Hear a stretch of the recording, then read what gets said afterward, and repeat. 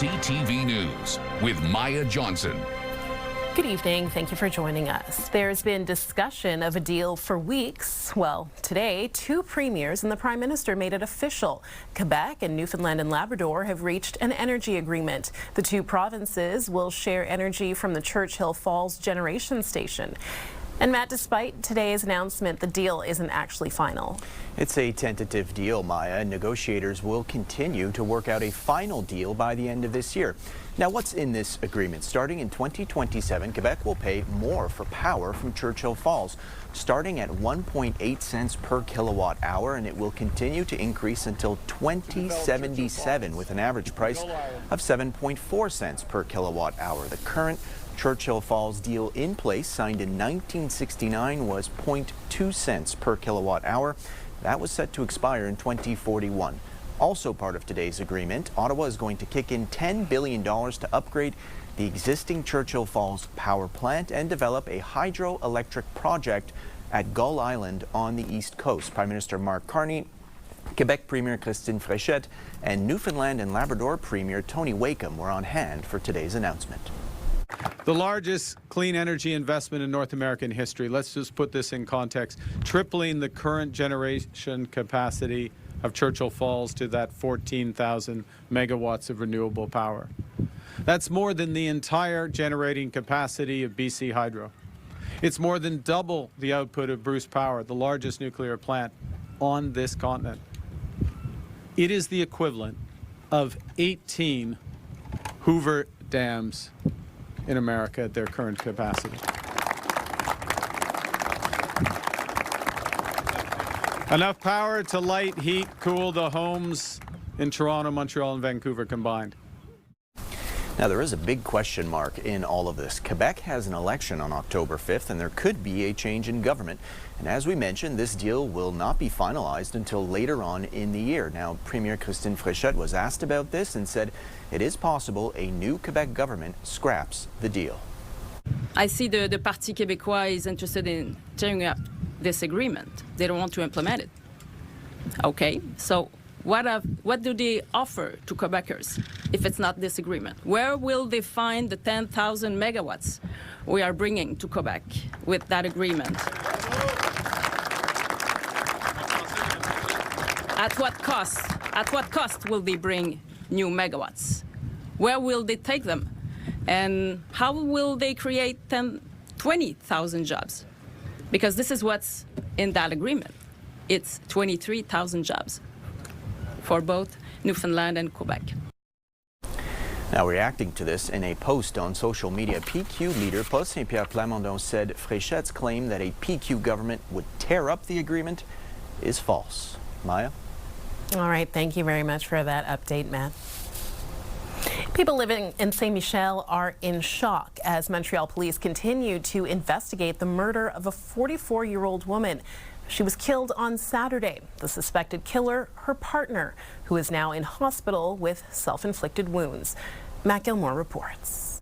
It's now been more than 48 hours since the incident unfolded, and people who live on 9th Avenue near Crémazie in Saint Michel are still reeling from what they saw and heard.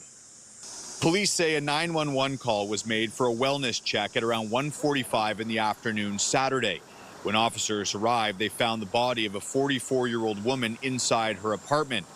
A 51-year-old man was also found with serious injuries to his upper body. Police confirmed the man was the victim's partner and that his wounds were self-inflicted. He was taken to hospital where he remains in critical condition with life-threatening injuries. Police are waiting for him to regain consciousness before proceeding with an arrest, and for now, a court appearance has been postponed. Residents who spoke to CTV News say the incident spilled into the street. Several of the victim's family members were here when it happened. I just heard like someone like screaming, like, you know, I don't know if she was like the aunt or maybe the mom or something, but like she was like screaming, you know. It's kind of a scream that you don't really hear unless like, you know, someone got killed or like she saw something really horrific. I see a lot of togetherness for the family. I see that there's a lot of people visiting and being there for them. And as neighbors, anything they need, we're here. This could be the 12th suspected femicide in Quebec since the beginning of the year. According to the Canadian Femicide Observatory, there were 14 suspected femicides in Quebec in all of 2025. Matt Gilmore, CTV News. Montreal blue-collar workers could go on strike in the run-up to the Road Cycling World Championships. The UCI Road World Championships will take place here in late September. A strike before the event could interfere with the city's plan to resurface roads that will be used by the cyclists. A major sticking point is the city's request for more flexibility so workers can be assigned to different boroughs. Wages are also an issue. The union, though, says that its members would rather not strike. Nobody in our union wants to strike. That's not not an objective. The problem is that the city of Montreal keeps offering the same wage increase since more than a year. So they never move on the monetary side of the bargaining table. The city declined CTV's request to comment on the talks with the union.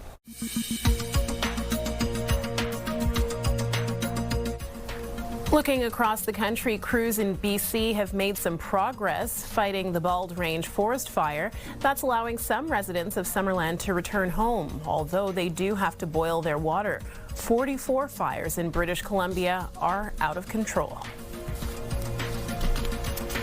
Canadian trade negotiators had another meeting with their U.S. counterparts this afternoon, trying to avoid the 50% tariffs that Donald Trump is set to impose this week. Prime Minister Mark Carney said he expects to speak to Trump before Wednesday. And a spike in gas prices pushed the national inflation rate to 3% in July. Meanwhile, grocery price increases slowed down last month. We'll have more national news on CTV News at 5:30. Weather brought to you by Gratian Scaff. Second pair is a gift event including designer frames. A second pair free for a limited time. Taking a look now at your weather forecast. It's currently 25 degrees in Montreal, and it's expected to drop to a low of 18 overnight. That's also going to be tomorrow's wake-up temperature, and tomorrow we're expecting a mix of sun and cloud with a high of 25 degrees. There is rain in the forecast for Wednesday, but the sun is expected to return Thursday and stay until Saturday before the rain moves back in on Sunday. Coming up, it's been called an exodus. Why are so many Quebec teachers quitting their jobs? Plus, why one elementary school is being forced to relocate and on short notice. With the back-to-school season quickly approaching, teachers' unions are sounding the alarm. They say teachers keep leaving the profession, and the exodus creates a vicious cycle. Christine Long has more. Back to school can be a nervous time for students. Teachers' unions say they're worried about staffing levels as the new term approaches. Staff shortage, but we know there's violence, we know there's problems, there's lack of money in the system. Eric Gingras says unreplaced absences, unfilled jobs, and heavy workloads have led to a downward spiral for staffing. People are leaving because the workload is bigger than it was before, and people are leaving because of that, and when they leave, it's even worse the year after because you have to do something that your colleague is not there to do. So that's a major problem. And it's not just teachers. Caroline Desmarais represents professional staff like psychologists and speech therapists who are also in short supply. The main problem right now, we have fewer and fewer professionals in the schools, but the students' needs are just being more and more complex. She says lack of resources, overwork, and feeling unappreciated are all reasons staff are leaving. When we have a speech therapist that you need to do a hate school in a single week, how can they be sure that they are giving what students need? I have about 6% that are not filled at this point, which is a very good number. Michael Cohen of the English Montreal School Board says their declining number of students means staffing levels are manageable. The French service centers have an enormous amount of students. They're bursting at the seams because they're not victims to the language laws. We are victims to the language laws. So our numbers are fairly stable from year to year. In an email to CTV News, the Education Minister's office says 96.4% of positions for teaching staff have been filled. The proportion of vacancies currently stands at 3.6%, compared to 4.4% at the same time last year. But Desmarais says the bottom line is students are suffering. Students that need us the most, they are the one that is paying for this. Gingras wants education budgets to be an election campaign issue this fall. The next government is going to have to show what he's really made of, because people are waiting for that. Christine Long, CTV News. Meantime, students in Quebec City have just learned they won't be returning to their usual school building this fall. Saint Fidèle has informed parents, teachers, and staff that renovation work has revealed significant structural damage to the building. So the school year will start with classes taking place inside a community center. It's not clear how long it will take to repair the building, but the work could last the entire school year.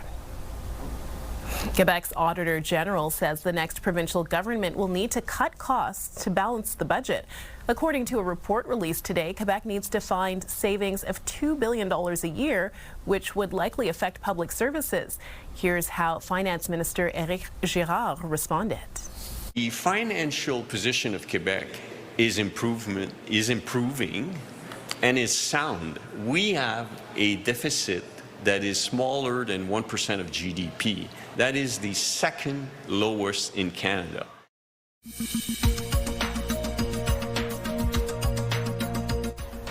Turning to international news, Belgium is battling one of its largest wildfires as Europe endures one of its hottest summers on record. The blaze in Belgium has burned around 30 square kilometers and is now approaching Germany. Firefighters from several countries have been called in to help. Ukrainian drones continue to target warehouses belonging to Wildberries, the biggest online retailer in Russia. Meantime, Ukraine claims Russia has struck its state energy facilities more than a dozen times over the past week. And there were opening statements today in the trial for the man accused of orchestrating the murder of rapper Tupac Shakur. Dwayne Davis has pleaded not guilty. Shakur was killed in a drive-by shooting in Las Vegas in 1996. We'll have more international news on CTV News at 5:30. Still to come, tennis turnaround. Félix Auger-Aliassime makes a comeback after a back injury.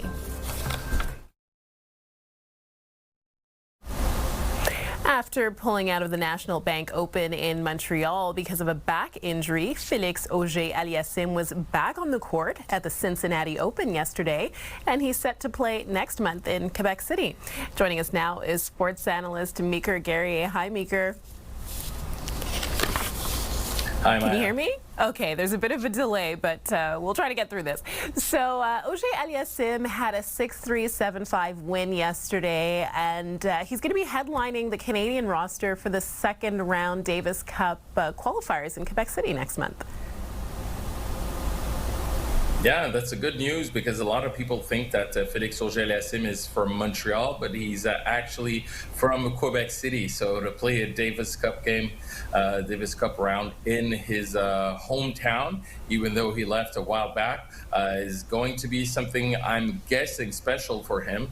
He is fourth in the world right now. He'll be headlining a lineup of 4 Canadians, including Gabriel Diallo, as well as Ontarians Liam Draxel and Duncan Chan. So it'll be interesting, especially for Chan as well. He is 21 years old. It's his first experience at the Davis Cup. So it'll be fun, and it's in Quebec City. So it'll be fun to see Canada play on homeland.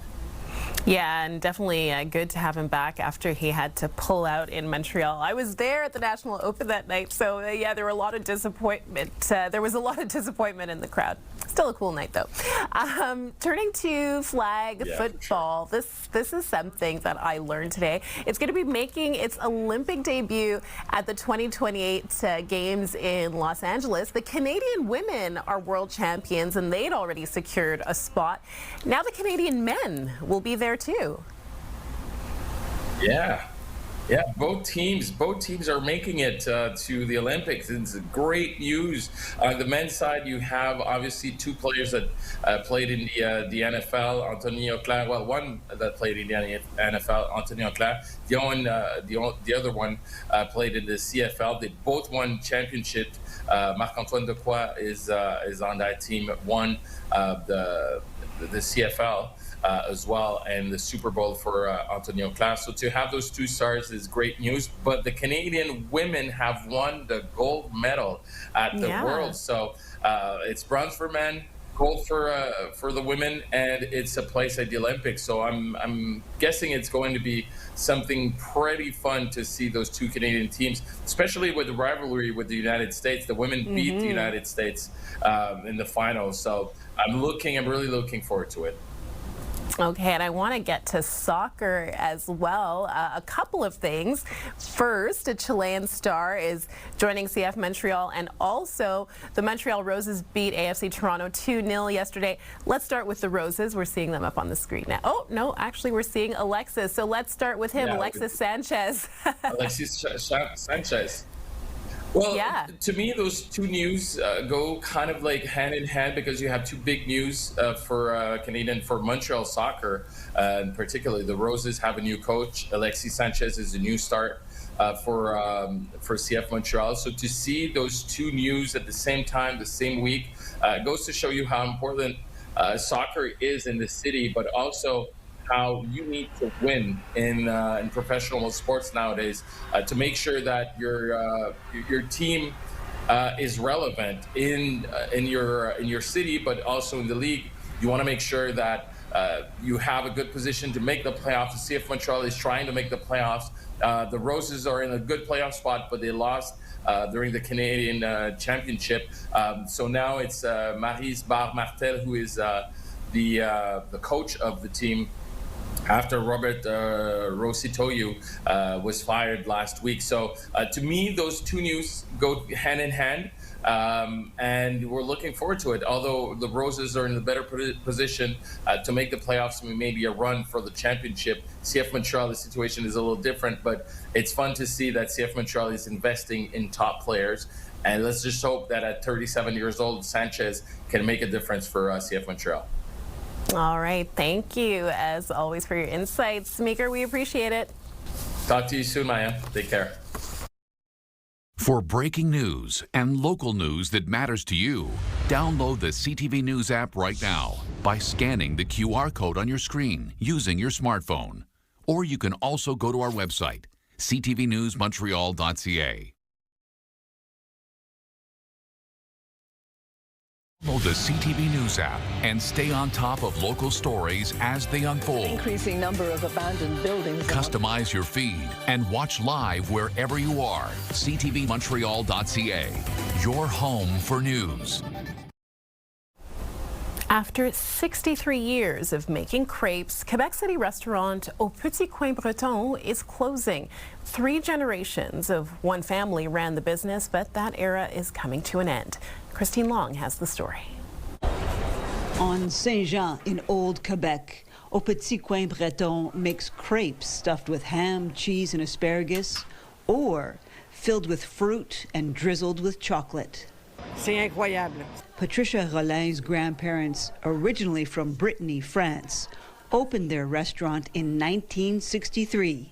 The menu has always been crepes and big salads with their homemade vinaigrette.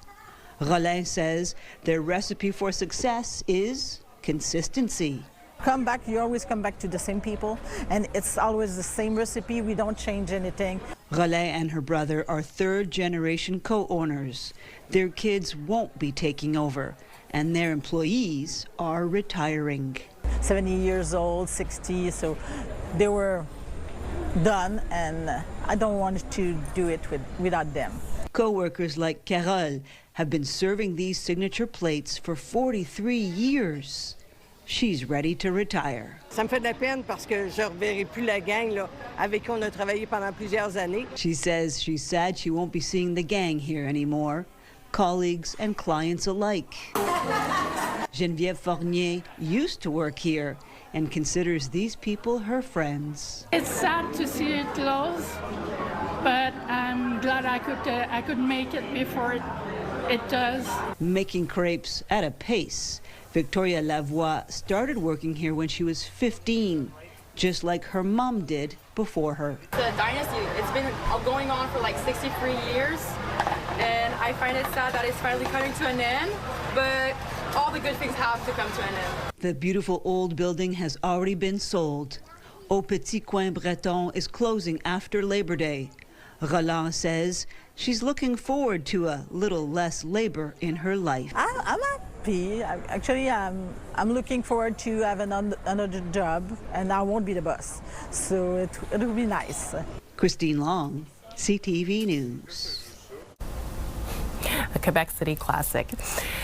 But Justin Trudeau and his girlfriend were pretty happy to hear his son's music on the radio. On Virgin Radio.